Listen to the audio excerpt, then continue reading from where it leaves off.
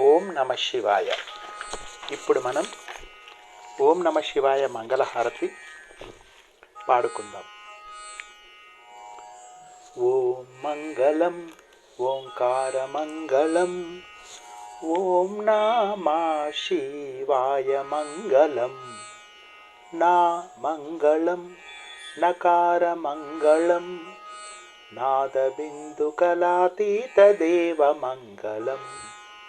మా మంగళం మకార మంగళం, మహాదేవ దయా సింధు ఈశ మంగళం. శ్రీమంగళం శికార మంగళం, సిద్ధబుద్ధ ముక్తి రూప ఆత్మ మంగళం. వా మంగళం వకార మంగళం, వాదభేదరహిత పరబ్రహ్మ మంగళం. యా మంగళం యకార మంగళం, యదా తత్వ పరిజ్ఞాన వేద్య మంగళం.